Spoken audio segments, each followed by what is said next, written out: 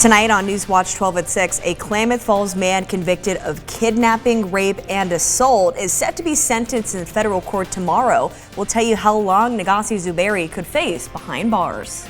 And we're following massive wildfires. Officials are urging data transparency about the impacts of climate change on home insurance. Plus, the recently sworn-in mayor of Medford sharing his vision for the future of the city. Those details right now on NewsWatch 12 at 6. Live, local, late breaking. This is NewsWatch 12 at 6. Continuing coverage tonight, Providence and ONA nurses could be back at the bargaining table as soon as tomorrow morning. Thank you for joining us tonight. I'm Haley Gravitt. And I'm Tim Kodadamo. We've been tracking this strike as more details become available. We just learned Providence bargaining teams have sent updated proposals and suggested bargaining dates for nurses represented by the Oregon Nurses Association at all 8 Oregon hospitals currently on strike. ONA nurses say strike lines will be maintained at all 8 hospitals every day from 7 a.m. to 5 p.m. And a Klamath Falls man will find out if he'll spend the rest of his life in jail for his kidnapping, sex, and weapons convictions. Before Nagasi Zuberi's sentencing tomorrow afternoon, let's preview his high-profile case and his convictions.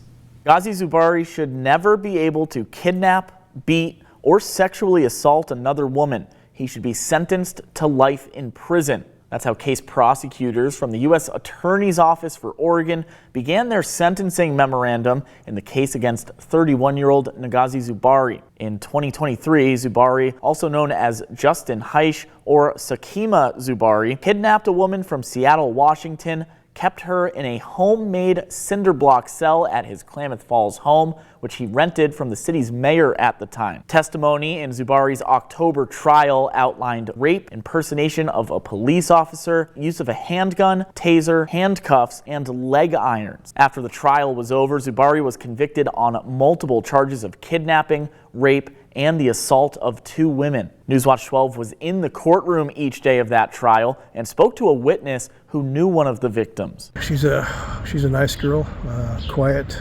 friendly. She'd probably do anything to help anybody.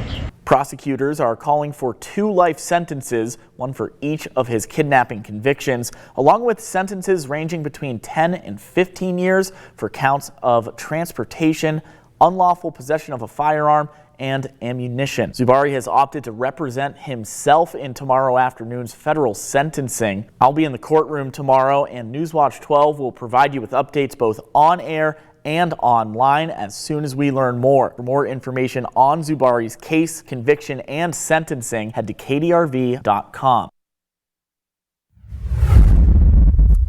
Looking to an update tonight, the FBI is urging the public to help in the Ballot Box fires investigation. You're seeing the video now as the suspect has still not been identified. The FBI says the suspect needs to be hunted down before they act out any other harmful activities. NewsWatch 12 previously reported on the fires in Portland and Vancouver last October. For more information on the information the FBI is seeking, head to our website, kdrv.com. The FBI is offering a $25,000 reward for information leading to the arrest of the suspect. Let's turn now to Storm Tracker 12 Chief Meteorologist Matt Hoffman. Matt, some pretty warm temperatures in much of southern Oregon and northern California. Yeah, many of us saw some fairly mild conditions, and we are going to be taking a look here. We are seeing, oh, there we go, sorry. Little mic issue there, but take a look at highs today. Most of us saw some pretty mild weather, 51 degrees in Medford. We actually tied the record high today in Klamath Falls, hitting 52 degrees, but notice where it stands out when it comes to temperatures. 39 degrees for high in Grants Pass. It's 37 degrees right now. We did not break out of the clouds and fog. So where we saw sunshine today, mild temperatures. But that's all going to change tomorrow. A dry cold front's going to roll through tonight, and that's going to drop temperatures for your Friday. Currently, we are seeing those temperatures already starting to drop off. 33 in Lakeview, it's 37 in Montague, 45 right now in Medford. And taking a look at visibility, you can see where that fog is just socked into Grants Pass, visibility near zero. We'll see more of that fog becoming widespread in our west side valleys as we head through tonight. Down to 23 in Klamath Falls, 32 in Medford. And then taking a look at tomorrow, stubborn west side valley clouds and fog most likely, but we'll see some brighter conditions outside of the Rogue Valley, but temperatures will drop off from what we saw today. We'll talk about how cool tomorrow is looking and a look at your weekend forecast coming up. Matt, thank you. With the overnight lows we've been seeing this week, they're creating some icy conditions that caused a single vehicle wreck today. Illinois Valley Fire District responded to this incident this morning, discovering a car in a ditch. Luckily, no injuries were reported, but it serves as a good reminder to be cautious and take your time on your morning commute. Renewing your vehicle registration just got easier as the Oregon DMV is adding 9 kiosks across the state, including one at a Medford Fred Meyer. Those kiosks are open anytime Fred Meyer is open and deliver tags immediately. The Medford kiosk on Crater Lake Highway accepts cash. NewsWatch 12 Samantha Cadera is checking them out right now. She'll have a closer look at those kiosks coming up tonight at 11. And the Oregon Department of Forestry is sharing an update on the strike teams aiding in the Southern California wildfires. These teams are now primarily engaging in mop-up operations and cleanup in the communities affected by the Palisades and Eaton fires. Teams were previously preparing for initial attack. We'll have the latest details on the Southern California fires and how wildfires can impact mental health coming up in about 20 minutes.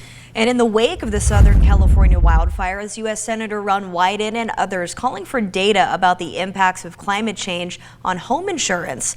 They want it shared with the Financial Stability Oversight Council to keep homeowners protected from price increases or being dropped. Many who experienced the 2020 wildfires see themselves in the communities affected, facing increased rates or complete dropping from their insurance following the Labor Day fires.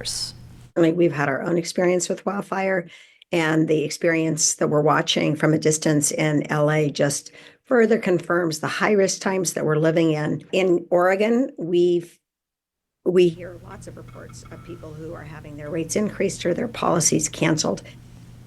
Despite this, Marsh says Oregon has a relatively healthy insurance market with numerous options and reasonable prices. She says the goal of having the climate data available is to find a synergy between insurance and the state. NewsWatch 12's Rocky Walker will have more details coming up on NewsWatch 12 at 6:30, so be sure to stay tuned.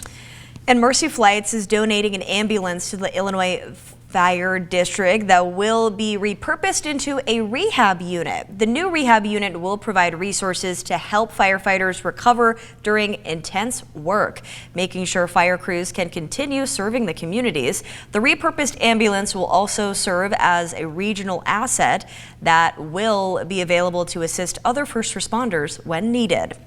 And an art teacher is asking the community to support a scholarship fund for his students. In return, he will commission a free art piece unique to the donor's business or organization. The scholarship fund will help students in his art class pursue a college education, even if they aren't going to school for art. Joshua Morton has been the art teacher at Grants Pass High School for 22 years and loves to show his students how important it is to give back to others.